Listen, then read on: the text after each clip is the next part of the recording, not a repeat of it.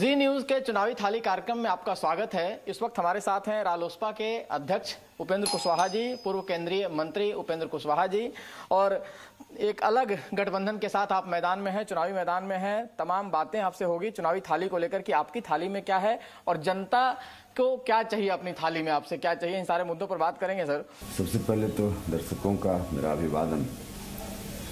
देखिए, अब तक जो भी चुनाव हुए हैं और जिन मुद्दों पर चुनाव हुए हैं, खासकर बिहार के संदर्भ में मैं बात कर रहा हूं,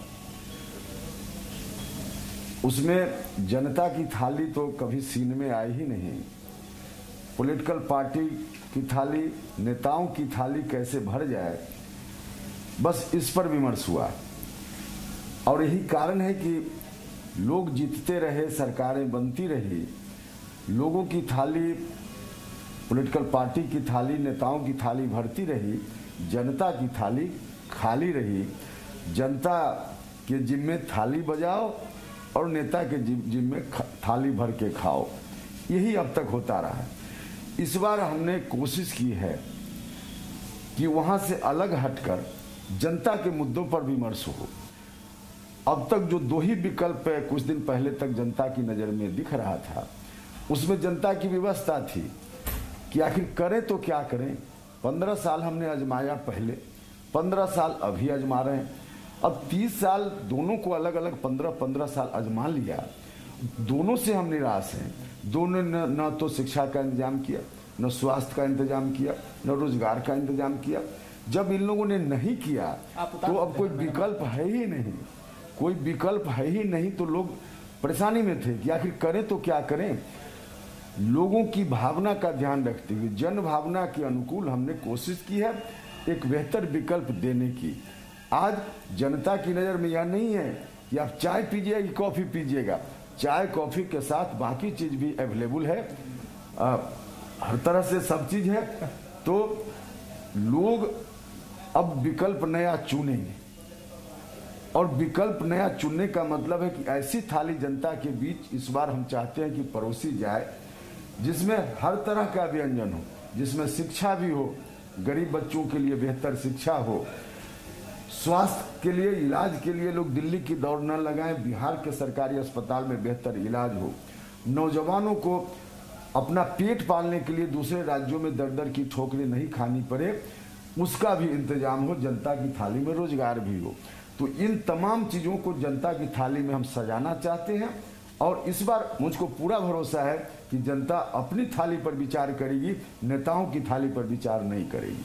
आपकी थाली में दही चिड़वा है, चूंकि दही चिड़वा बिहार का सबसे प्रसिद्ध नाश्ता ही माना जाता है, सादा आहार माना जाता है। चूंकि आप नेता हैं, आपको भी तमाम जगह दौरे पे जाना है, तो सबसे सात्विक आहार माना जाता है। लेकिन साथ साथ मिर्ची भी दिख रहा है। सर, ये मिर्ची किसके लिए है? देखिए, मिर्ची, अब आप मीठा खाते रहिए लगातार, तो बीच में थोड़ा नमकीन खाना जरूरी होता है। डॉक्टर भी सजेस्ट करता है और नेचुरल आपका डिमांड भी होता है। ठीक उसी तरह से भैया 15 साल बड़े भाई, 15 साल मझले भाई, तो अब 5 साल के लिए छोटा भाई को भी मौका मिले, इसी बात का प्रतीक है। कुशवाहा जी, चूंकि आप सभी गठबंधनों के साथ रह चुके हैं, नीतीश कुमार के साथ भी आपने सरकार में काम किया है, लंबे समय तक काम किया है। नीतीश कुमार को छोड़कर आप एनडीए गठबंधन के पार्ट भी रहे, केंद्र में मंत्री भी रहे।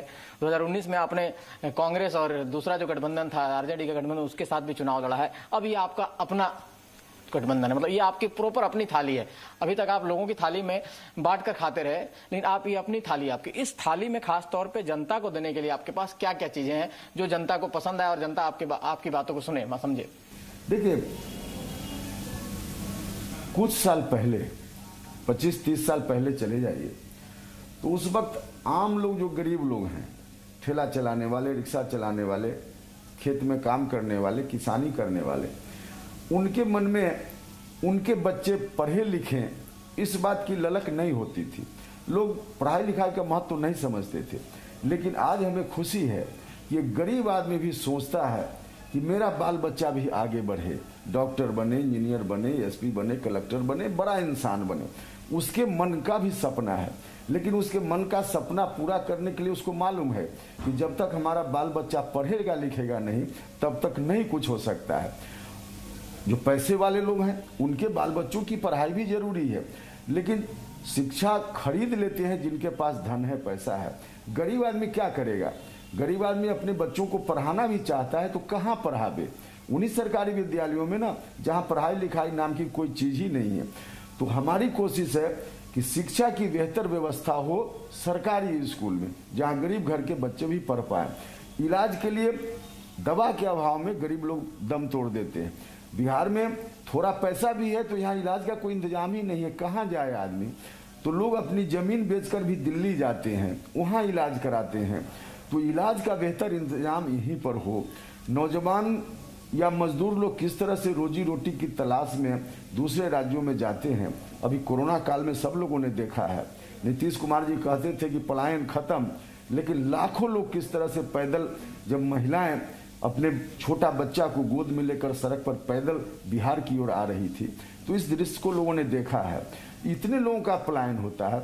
हम चाहते हैं कि लोगों के लिए रोजगार का इंतजाम भी इसी मिट्टी में हो।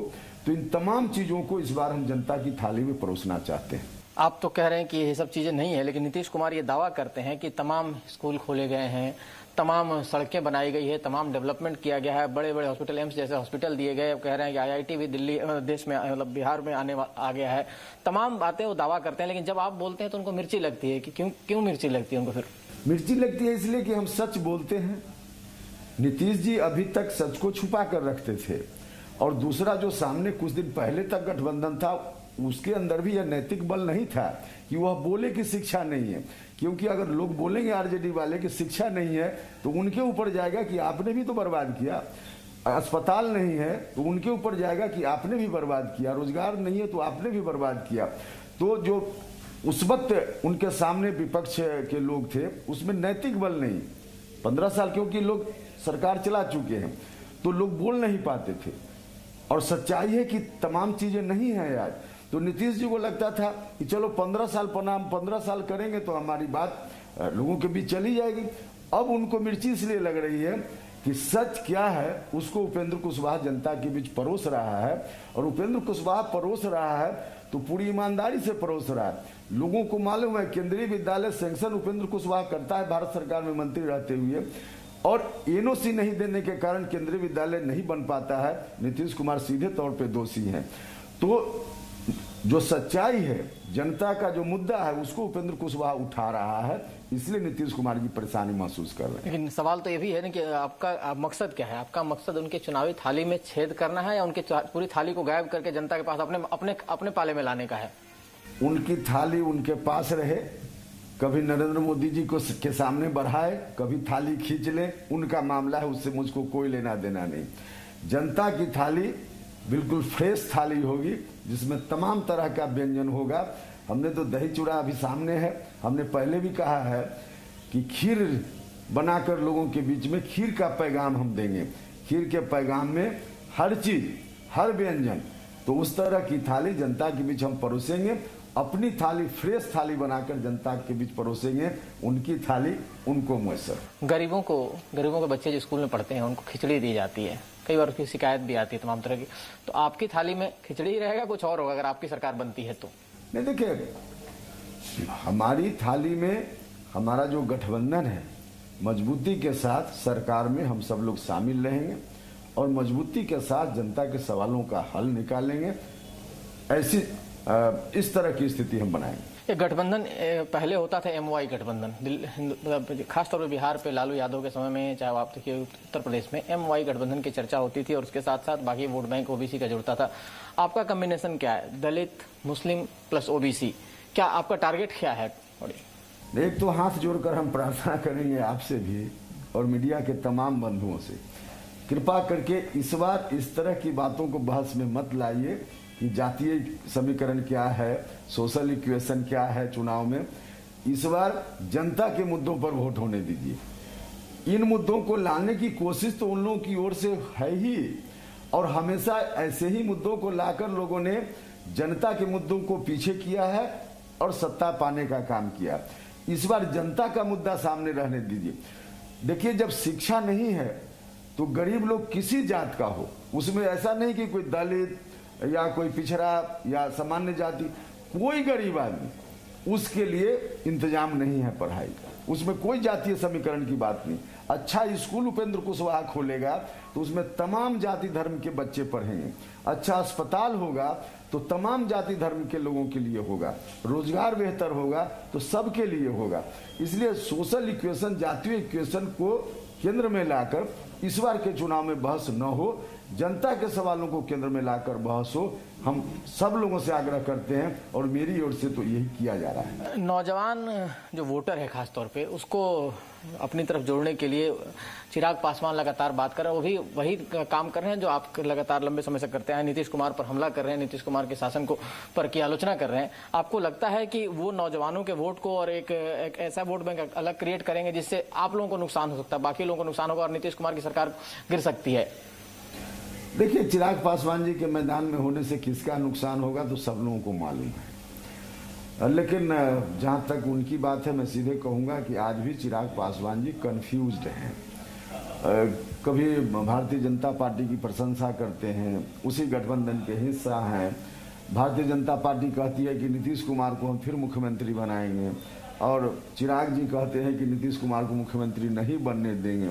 तो कंफ्यूज्ड हैं। पहले अपना कंफ्यूजन दूर करें, तब उनके बारे में कुछ टिप्पणी मुनासिब होगी। आप कह रहे हैं बीजेपी से उनकी सेटिंग है, लेकिन यहाँ तो बीजेपी कह रही है कि वोट कटुआ है उनको, उनके मंत्री कह रहे हैं लगातार उनके बारे में। अब क्या मंत्री कह रहे हैं, चिराग जी क्या कह रहे हैं, अब इससे कोई बहुत वास्ता नहीं है। अब जनता समझ चुकी है कि असलियत क्या है। इस मामला में जनता को मालूम है कि वोट कटवा हैं या बीजेपी के द्वारा प्रायोजित हैं, जनता को मालूम है यह बात। प्रधानमंत्री मोदी का एक कहते हैं लोग कि इम्पैक्ट होता है, असर होता है, और खासतौर पर प्रधानमंत्री सासाराम में, जहां आप काराकाट से सांसद भी रहे, उस इलाके में आने वाले हैं और इस पूरे इलाके की रैली उस वहां पे होने वाली है। आपको लगता है कि कई बार होता है कि प्रधानमंत्री आकर से माहौल को बदल देते हैं? तो बिहार के चुनाव में 2015 में तो आप कहेंगे कि 2015 में ऐसा नहीं हुआ, लेकिन इस बार क्या, चूंकि प्रधानमंत्री का एक क्रेज लोगों में दिखता है और प्रधानमंत्री बार बार कह रहे हैं कि 81 करोड़ जनता की थाली में उन्होंने लगातार इस पूरे कोरोना के दौर में मुफ्त का अनाज दिया है। देखिए, जनता को ऐसी हैसियत चाहिए कि मुफ्त न लेना पड़े, अपने बाल बच्चों के लिए खुद ही सारा इंतजाम कर पाए। इस लायक सक्षम जनता को बनाने की जरूरत है। इस लायक सक्षम नहीं लोग बना पाए हैं, इसलिए मुफ्त देकर भी ये एहसान अपने ऊपर लेते हैं। कोरोना के समय आपने दिया तो इस बात का एहसान मत लीजिए प्रधानमंत्री जी। लोग परेशानी में थे, जिसके पास पैसा भी था वह भी भूखा मर रहा था, तो इसलिए आपकी ड्यूटी बनती थी, आपने किया। यह एहसान के लिए नहीं, वोट के लिए नहीं किया। और रही बात उनके क्रेज की, 2014 में प्रधानमंत्री पद के उम्मीदवार थे नरेंद्र मोदी जी। उस वक्त बिहार भर में लोगों को याद होना चाहिए, घूम घूम कर उन्होंने भी कहा था कि हम आएंगे सत्ता में तो बिहार के लोगों के लिए पढ़ाई, दवाई, कमाई। Presenting B News app available on Google Play and App Store. Download it now.